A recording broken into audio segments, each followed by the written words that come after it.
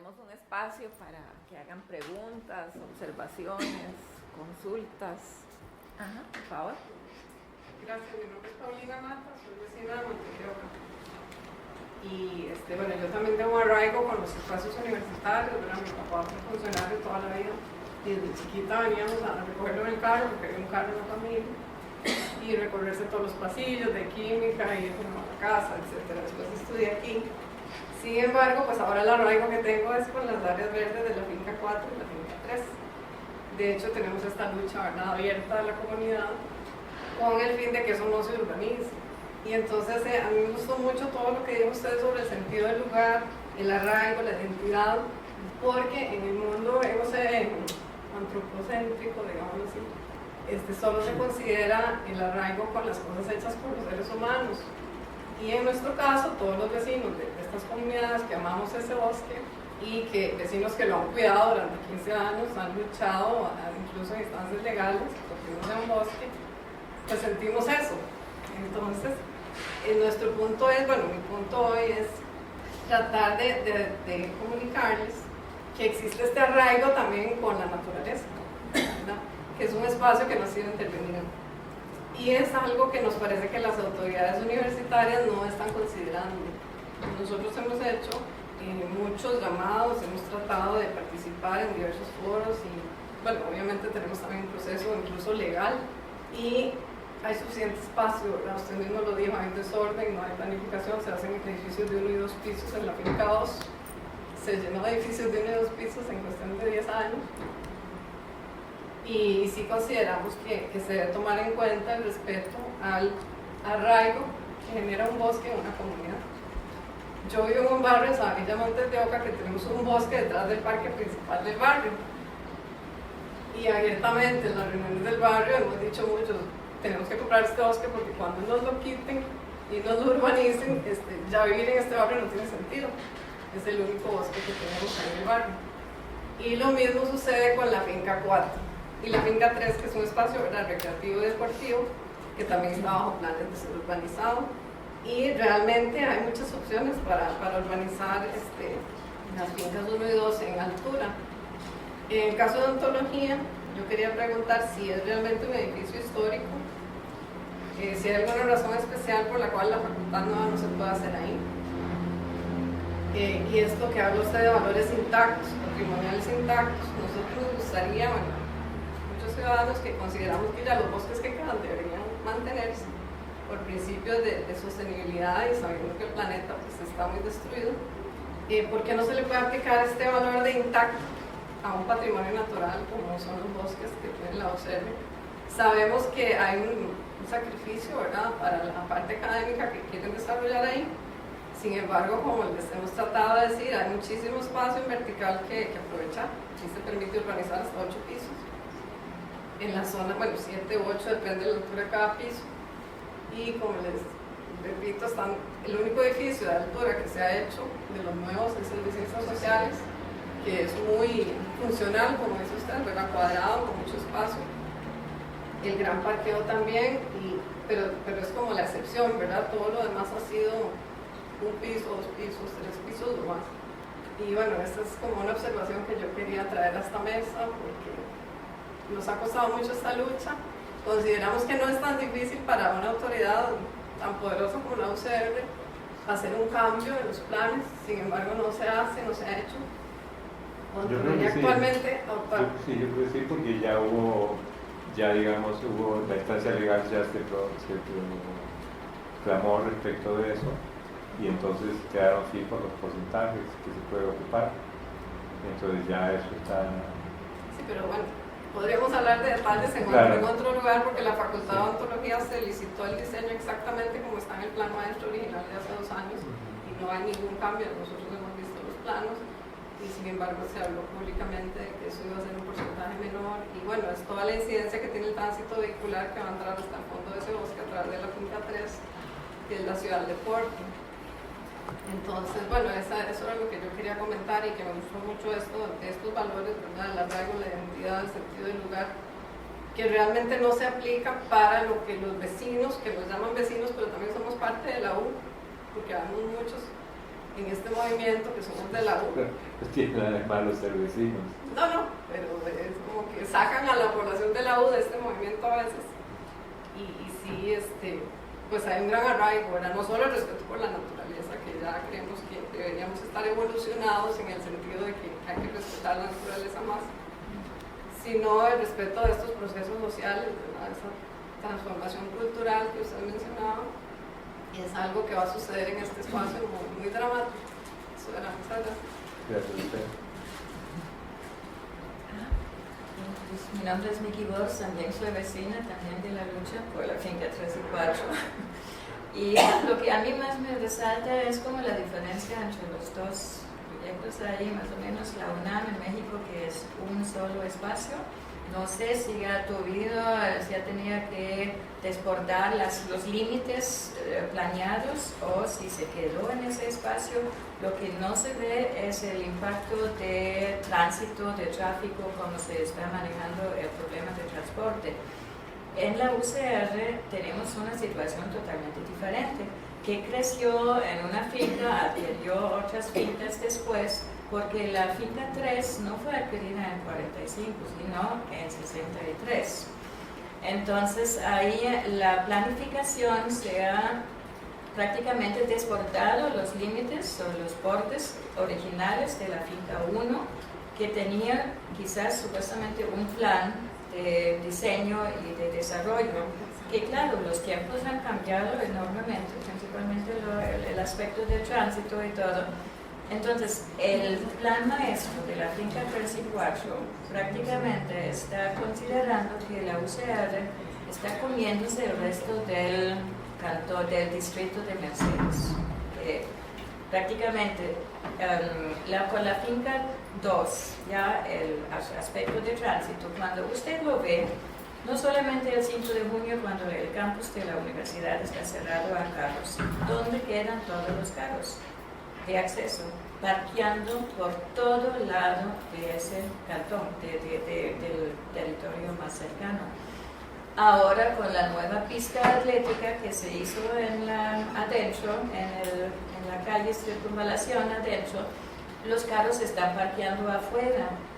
El hecho de prácticamente desvincular y fragmentar el campus hacia la finca 4 con la idea de convertirlo en una ciudad de salud, yo creo, y la otra la ciudad de deporte, o la que queda de deporte, y que no se llene con edificio, porque eso es un poquito la amenaza cuando no se puede construir en la finca 4, cuando logramos realmente defender el bosque que hubo, y entonces se va prácticamente a urbanizar la finca 3. Hay planos, en el plan maestro sí están definidos los marcos. Entonces, es lo que usted mismo dice, que falta un plan integral. Y ese plan integral no solamente puede abarcar los intereses de la universidad, sino también de un cantón que está sufriendo. Se dice muy orgullosamente que es la cuna de la educación superior. Tenemos todas las universidades privadas, públicas que se quieren, con una afectación enorme a la población del cantón. Entonces, que un plan de la Universidad de Costa Rica, con todas sus capacidades, con todo su sentido patriótico, que ojalá le importe también el bienestar y la calidad de vida de los vecinos del cantón.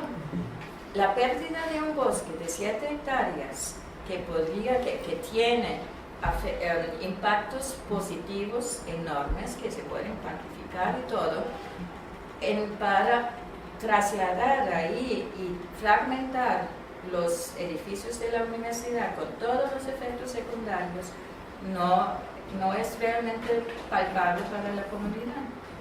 Y ojalá que haya ese cambio, que haya un plan integral que integre también la comunidad. Hoy en día se habla de participación ciudadana, de transparencia, de rendición de cuenta, de todo, pero aquí en ese caso es solamente palabra. Pues sí, pues esos son procesos que probablemente llevan un cierto tiempo. Definitivamente yo lo he dicho de la manera en que me corresponde decirlo, porque soy parte de la universidad y llevo muchos años luchando por esto desde las distintas instancias. Entonces, sí, pero sin embargo no ocurren por diferentes razones. Por eso, entonces yo, cuando me invitan a hablar, yo lo que planteo es esto, y cuando me hacen una entrevista, lo que muestro es eso, y cuando voy a las autoridades, les repetimos esto. Pero definitivamente hay cosas que tienen su propia inercia, entonces compromisos previos adquiridos de una administración a otra, la presión de las escuelas para contar con una planta física diferente. Pero definitivamente sí es necesaria, no se ve la idea del plan integral, y tampoco se ve una intención de todas estas cosas, como todos sabemos que hay como una especie de,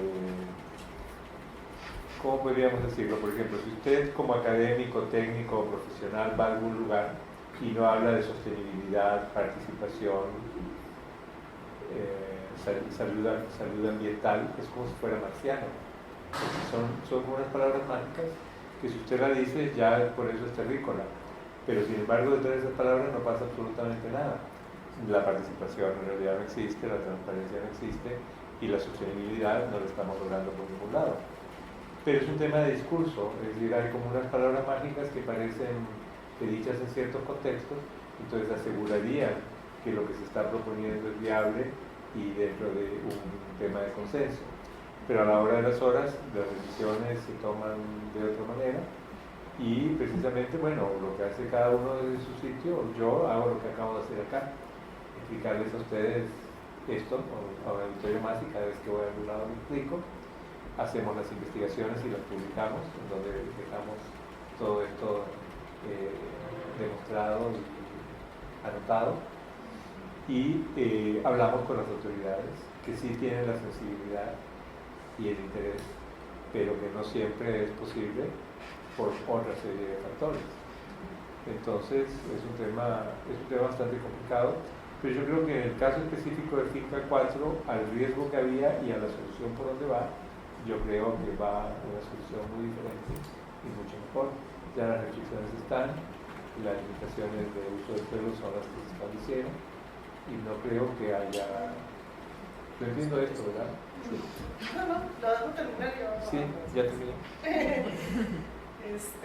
Lamento no haber podido llegar antes, pero quiero... Bueno, yo soy de las personas, las compañeras que hemos estado luchando porque el Finca 4 se mantenga natural. Nosotros hemos analizado el plan de la universidad, y en realidad el área de conservación es prácticamente el área que le corresponde a la universidad, que le corresponde conservar. O sea, la parte del retiro del río es obligatorio. De hecho, en el plan no se está tomando en cuenta la naciente que está a la mitad de la propiedad, de la cual expresa la sentencia de Sala Cuarta del año 2000 que existe esa naciente. Y parece que el plan ha sido dictado desde un plano, un escritorio, sin un acercamiento sensible al espacio, para darse cuenta de que existen varias entre las partes menos afectadas por lo que ha sido por años esa agresión hacia la naturaleza de Finca 4, que ha sido la tala, a veces chapia y la quema también, aún en tiempos de la universidad, aún ya siendo propiedad de la universidad.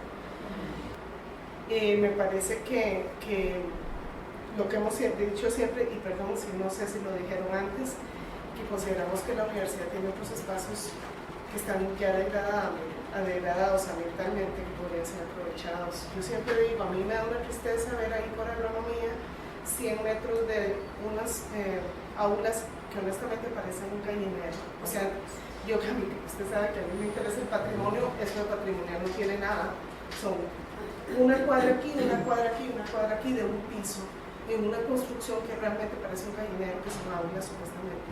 Hay un desperdicio del espacio. O sea, ahí ya se puede construir un edificio de 7, 8 pisos, que es lo que permite el plan regulador en la zona universitaria.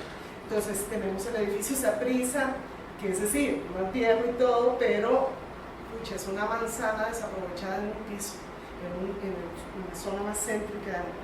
Entonces hay una serie de espacios que en la universidad, o sea, qué lindo irse y extenderse más. Y se habla de construcción en Finca 4, pero no se habla de la destrucción del espacio de investigación que ha sido para la Escuela de Biología por tantísimos años, mucho antes de que fuera propiedad nacional. Los estudios vienen desde 1960. Entonces es un espacio que sí, bueno, construyen, pero le destruyen el espacio de investigación. Un espacio riquísimo, porque no lo decimos nosotros, los 15 biólogos que el rector mandó a una comisión constituida por 2 expertos, los famosos biólogos de Costa Rica, muchos profesores de la universidad, los ornitólogos, los botánicos, que conocen bien, que son los que escriben los libros sobre la naturaleza de Costa Rica, y ellos dijeron, hay que conservar, porque independiente de que hayan botado los árboles en algunas partes, el ecosistema está sano, así lo ponen ellos, el ecosistema está sano. Que no tengamos los árboles no quiere decir que no sea un corredor biológico de especies, por ser río Torres muy importante, que no tengamos todos los animales que ahí están viviendo, porque a pesar de eso, sea como sea, nunca ha sido intervenido para construcción. Entonces se mantiene. Que no tengamos árboles en algunas zonas no quiere decir que no haya muchos ecosistemas ahí vivos tan importantes. Una de las cosas que ellos encontraron fue que habían especies que ya han desaparecido en nuestro país central. Encontraron especies de plantas que no hay en otras partes. Entonces digamos que destruir para construir edificios que podrían ser construidos en otra parte es lo que uno cuestiona. Luego yo, digamos, en eso que dijo Miki, sí difiero, porque hay un plan para la finca 3 que es independiente de lo que pasa en finca 4.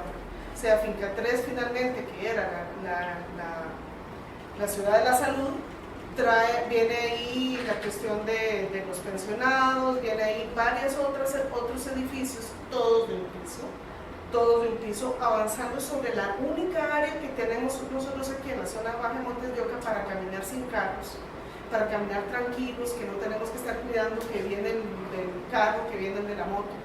Y para construir toda el área, si ustedes ven el plan, no deja espacio sin construcción. Eso independiente de lo que pasa en finca 4. Como finca 3 sí tiene el uso del suelo como uso universitario desde hace mucho, que permite, por cierto, el 85% de construcción, me parece devastador. Me parece, y la universidad para el próximo año, que lo declararon las universidades en contra del cambio climático a nivel mundial, porque entiendo que no solo fue aquí, sino que fue declarado, tiene que pensar y realmente repensar esta situación, porque realmente necesitamos ese pulmón ahí, necesitamos no solamente ese pulmón. Yo recuerdo cuando hicieron una tala más grande de árboles, se cayeron árboles en mi barrio, se cayeron árboles en los yoses. El viento, es que resulta que por la posición de la finca 3 y finca 4, como la finca 3 es la cúspide de una montaña que baja al río. Entonces, al estar los árboles aquí, eran un filtro natural de oxígeno para el centro de San José. Cuando ellos quemaron ese bosque, que no se ha quemado nunca todo, pero sí una buena parte, las cenizas llegaban hasta el Museo Nacional. Era aquel montón de cenizas que uno miraba en los yoses hasta el Museo Nacional. Lo que quiere decir es que esa era una pared de oxígeno, una pared donde filtraba toda la contaminación para llegar al centro de San José. El viento pasa por ahí. Entonces cumple una función que lastimosamente esa ha sido observada, digamos, lo hemos observado en algunas, hay investigaciones y en otras no, ¿verdad? Pero hay mucho todavía por estudiar y creo que la universidad comete un error al construir esa finca.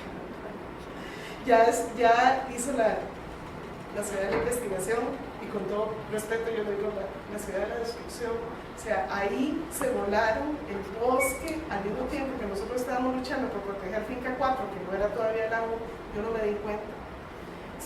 Toda esa zona era puro bosque, y realmente para una arquitectura, un concepto minimalista en donde no queda ni un árbol, donde todo es arrasado arrasar la naturaleza para construir edificios, donde esos árboles van a tener de aquí a 50 años, tal vez lleguemos a tener uno grande.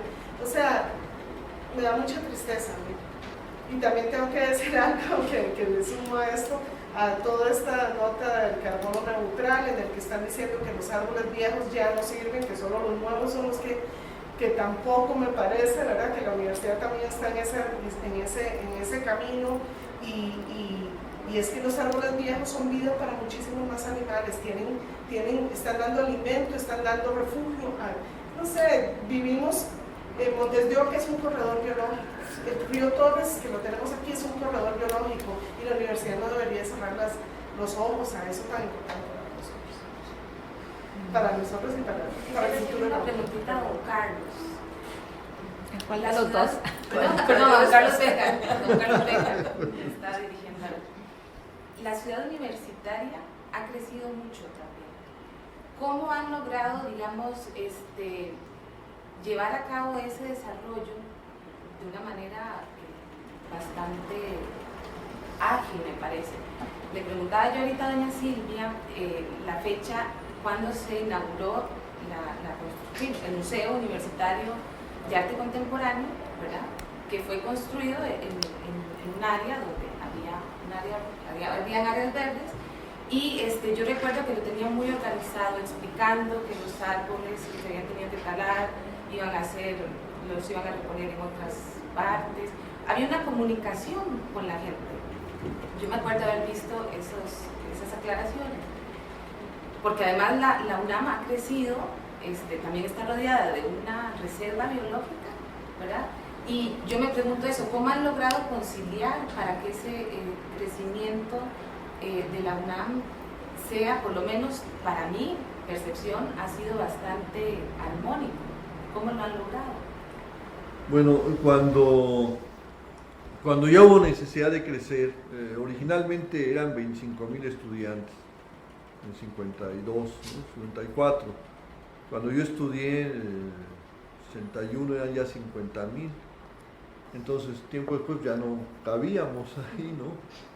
Entonces se hizo la ampliación.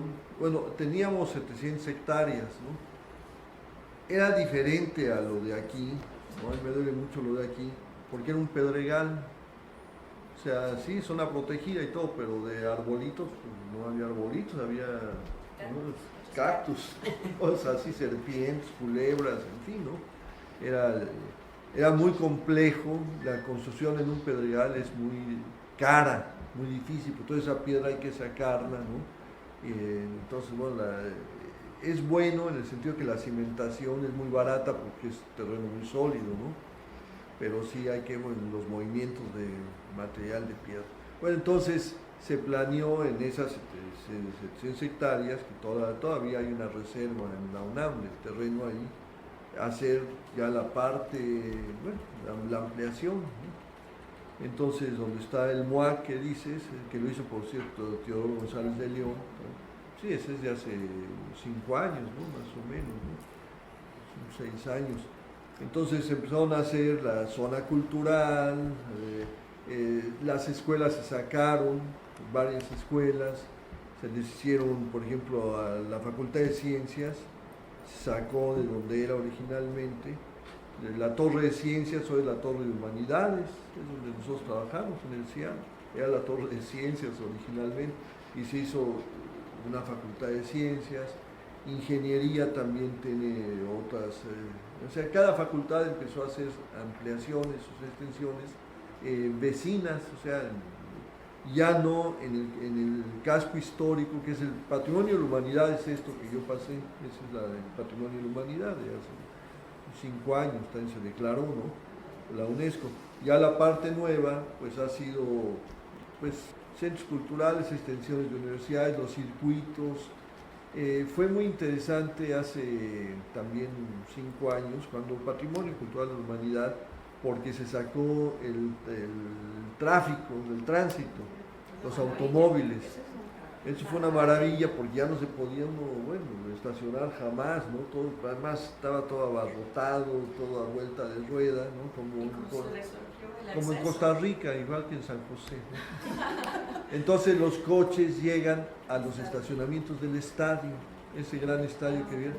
Imagínense, ese estadio funciona los domingos y no todos los domingos, en la tarde, en fin. Tiene una gran estacionamientos alrededor, lo vieron ustedes. Pues estaban vacíos, pues muy buena idea, que lleguen todos ahí, Y entonces se creó un sistema colectivo que se llaman los Pumabuses.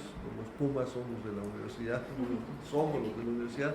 Entonces son autobuses gratuitos, los estudiantes con su credencial, los profesores con tu credencial, te subes, y el Pumabús, fíjense, todos esos estacionamientos están llenos ya, o sea, llega la gente, se estaciona, y ahí caminas 30 metros, 40 metros y pasan las estaciones de los autobuses, y esas son las que ya entran al circuito antiguo que vimos, y a los modernos, ¿no?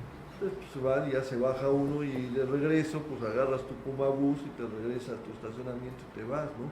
Es una maravilla, ¿no? Hay los estacionamientos originales que había, se dejaron exclusivamente para profesores con una credencial y todo, porque la ciudad no está de 25,000 estudiantes, los coches de aquella época, los estacionamientos, bueno, pues eran muy limitados, ¿no? Ahora pues ya todo el mundo tiene 2 coches, la sociedad de consumo, ¿no? Entonces, bueno, ese es más o menos el sistema. Pero la otra cosa importante es que cuando crecía ya, bueno, en México, cuando se hizo la ciudad universitaria, la Ciudad de México tenía 3 millones de habitantes, o 2,5, y el país 30 o 25 millones, bueno, pues ahora somos 120 millones, todo, y 21 millones en el área metropolitana. Entonces se decidió hacer otras sedes, otros campus, ¿no? Entonces en diferentes partes se planeó, ahí hubo planeación, la Ciudad de México, el área metropolitana, en el noroeste, en el noreste, en el sur, cerca de CEU está el CCH, en el sur están, los CCH son como preparatorias, ¿no? Como bachilleratos, dicen aquí, ¿no? Colegio, ¿no? Esas escuelas de enseñanza media, ¿no? Y las otras son de la universidad, ¿no? Las ENEPS, ahora le llaman FES, ¿no? Facultad de Estudios Superiores Acatlán, noroeste. Entonces ahí tienen 20,000 estudiantes o 15,000 o no sé cuántos, y en la otra de Aragón, todo, en barrios más populares inclusive, donde había mucha gente. Entonces esos estudiantes ya no tienen que ir a CEU, ¿no? Se quedan ahí. Se hizo una planeación, ¿no? Y yo creo que es lo importante aquí de lo que hablan ustedes, que hay un plan integral, ¿no? Un plan, y el respeto a la naturaleza pues es fundamental, ¿no? En CEU se ha tratado hasta donde sea posible ese respeto, se cuida, ¿no? Sí, se ha cuidado las islas, ¿no? Que es en medio, en el campus, las islas esas que están, que eran, bueno, donde iban la marihuana, los chavos, los comités de lucha, ¿no? Bueno, entonces ahora están muy iluminadas para que no se meta nadie ahí. Bueno, pero son los jardines del amor, le dicen, pues están los chavos, las parejas y todo, bueno. Pero es bonito, ¿no? Está muy cuidado el campus. Y el Pedregal, bueno, pues estas extensiones, sí, pero no es la naturaleza que hay aquí, que es importantísimo. Bueno, para quienes escucharon la conferencia mía, entonces yo expliqué claramente la evolución histórica.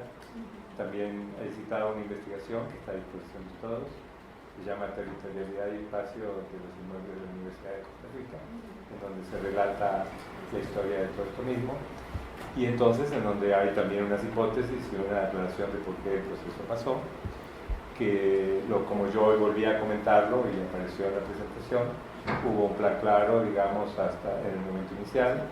El plan se sostuvo como hasta los 70.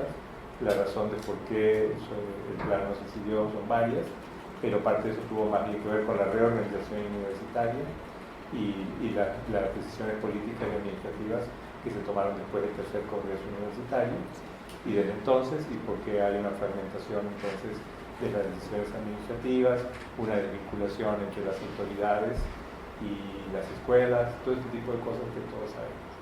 Pero bueno, aún así hay una lucha que continúa y se ha planteado la necesidad de un plan integral. El plan definitivamente no existe.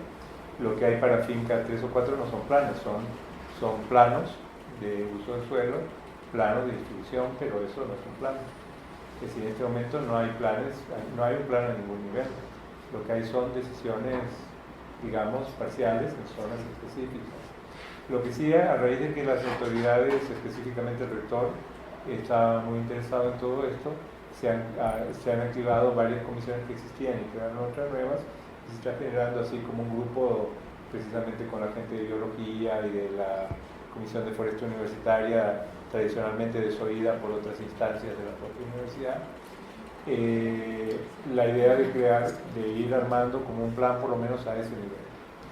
Yo desde mi punto de vista técnico creo que el plan, en el sentido como lo dije en mi presentación, hablar de plan o de plan maestro tal ya son palabras técnicas. Yo lo que hablo es que debe haber un marco orientador que establezca parámetros, límites, de alguna manera que diga qué superficies con proporción a cuál de usuarios y áreas verdes, es decir, ciertos criterios orientadores que no dependan ni de las autoridades ni de las administraciones cambiantes, sino que tengan que ver con una concepción general. Esto es a lo que tendemos. Hay un plan regulador para Montes de Oca y ese plan regulador es un buen plan regulador. Respecto al campus, bueno, yo lo que pienso también es que muchas veces nos olvidamos que en los 60s, después del proceso de sustitución de importaciones, Costa Rica se desplazó del sector rural agropecuario tradicional al sector financiero a través de las organizaciones. Entonces, mucho de lo poco que hubiera quedado de bosque primario, o casi nada, se terminó de destruir en ese momento. En general tenemos un bosque secundario avanzado, manchas de distintas cosas, pero yo, como por lo menos nosotros en la maestría en paisajismo y en el PIP, el programa que yo dirijo, que es el programa de investigación integral en paisaje, hemos hecho varios experimentos en Escazú, en el área metropolitana. Ustedes mismos lo pueden ver en los puentes del MOP, digamos en la ruta de circunvalación. Es decir, las experimentaciones que hicimos son muy fáciles. Usted agarra un pedazo de 3 metros por 3 metros y lo cerca y no hace nada, y simplemente las especies nativas van a salir. Es decir, no hablemos ya de una recuperación consciente. Pero entonces, varias de las personas que tenemos algún conocimiento de esto y quisiéramos ver este perfil cambiar, y pensando en todo lo que yo hablé respecto de la identidad y demás, entonces lo que hemos desplazado fue el bosque premontano húmedo. Entonces habría varias maneras de recuperar eso. Habría, por ejemplo, en Finca 4 sería un lugar ideal, porque ya hay manchas de recuperación natural, entonces se podrían tomar estas manchas de recuperación natural, podría ser un sitio de observación y podría ser también un sitio de recuperación de las asociaciones para el bosque premontano húmedo, pero también un sitio, si se quiere, un poco como museo de sitio, porque es también una realidad, que el premontano fue desplazado por el cafetal y luego por las urbanizaciones. Entonces, si en alguna de las áreas verdes nosotros, como parque o como arboretum o como lo que sea, rescatamos esta experiencia histórica y mostramos de alguna manera la transición de lo que hubo, lo que se desplazó y recuperamos parte de lo que hubo, también es realmente importante desde el punto de vista histórico crear parques o sitios en que se vea esto, la recuperación del premontano y también los efectos del premontano en esas mismas comunidades. Pero siempre es un tema de decisiones políticas. Yo lo que creo es que la gente debe manifestar lo que piensa. Yo he venido acá y les he dicho lo que pienso, se lo he dicho también al rector y en todas las comisiones en las que he participado. Ya las decisiones, cómo se toman, lo que a nivel operativo funciona, pues son otras cosas, ¿verdad? A mí me parece que sí hay conciencia en la universidad de este tema, lo que no hay es un consenso y ni siquiera tal vez una democratización de cómo se toman ciertas decisiones. Entonces yo lo que creo es que desde el punto de vista de la parte de planta física, no ha habido, a pesar de toda la conciencia y la sensibilidad, no se ha logrado un cambio respecto de esta idea de que por qué no hay un marco orientador, es decir, por qué los arquitectos que son responsables de los edificios o de parte de la infraestructura pueden seguir poniendo los edificios arbitrariamente por aquí o por allá, desvinculada de cualquier otra idea un poco más integrada. Pero bueno, es parte de nuestra realidad. Ya la última, porque tenemos 2 horas y ya que ustedes están bien agotados. Es que yo siempre he tenido una idea y no sé si en algún momento la universidad, si lo han conversado, es que de alguna manera uno lo percibe. Bueno, yo soy estudiante de maestría aquí, tampoco soy una persona ajena a la universidad, graduada de aquí y estudiante de maestría. Pero digamos, percibo la universidad como un gueto dentro de la comunidad. Entonces, cuando la universidad se abre, por ejemplo, a mí la parte del tráfico, independiente de que me parece que hay que conservar, tenemos un problema de tránsito en Montes de Oca que ya no damos. Yo vivo a 3 cuadras de la Frontón de la Bandera y duro 20 minutos en hora pico en carro. Cuando tengo que salir de mi casa, 300 metros, 20 minutos mínimo. Entonces, hay un problema de tráfico. Esto que dice el señor de las estacionamientos, yo siempre decía, pues San José necesita uno del este y uno del oeste. Pero, ¿qué tal si la universidad, junto con la municipalidad, con Curridabat, hacen un convenio y entre todos se ponen a hacer algo con respecto a este problema de circulación? Una entrada en el este, ahí donde parqueos gigantescos, donde esté todo el mundo y desahogamos un poco y nosotros mismos estaremos mejor en esta zona. Entonces no sé si la universidad alguna vez ha conversado sobre... Pues sí, hay varios estudios sobre eso, inclusive de propuestas de edificios, de la manera, la cuestión del bus, el sistema de las bicicletas, como en Europa o en Estados Unidos, donde si uno es estudiante, entonces tienes un coste y entonces una máquina metes el coste que tiene tu cédula de identidad, coges la bicicleta, la usas hasta llegar a la agronomía y en la agronomía la dejas, es decir, hay varias cosas que se han estudiado. De allí a que es lo que simplemente es muy diferente, sobre todo en un tema de educación, porque luego quienes aprueban las cosas son los mismos directores administrativos que pretenden llegar a su escritorio en el cargo. Entonces no quieren dejar el Pero cargo. no había alguna cosa en comunicación con la MUNI, no había alguna... Sí, ha habido y hay muchos intereses y hay diálogos, pero por lo menos yo no he visto, por el momento sí ha habido una cuestión nada más de tipo organizativo que ha reducido, que ha mejorado bastante el tema de los parqueos y la circulación interna, simplemente con el control de quién usa los parqueos y cómo. Con esta idea de que si vos sos un administrativo que llega a las 8 de la mañana y se va a las 8 de la noche y tienes el carro ahí parqueado todo el día, no tiene ese sentido, podrías dejarlo, venir en un bus, en una bicicleta y tal, y luego que las otras gente que tendría más sentido, la gente que lo usa 2-3 horas, entonces empezó a restringir con esa tarjetita con la que ahora abrimos las barreras, ya no es la misma de hace 3 o 4 años, es una muy diferente, sabes qué horario vos venís y qué día venís, y si estás viniendo en un día que no te toca, no te permite abrir. Es decir, ha habido varias medidas que son simplemente de racionalizar el sistema que había, que están funcionando. Pero claro, se necesita una medida más radical, y para eso es lo que desearíamos todos, pero vamos a ver cuándo ocurre. Bueno, muchísimas gracias por su asistencia. Gracias a ustedes.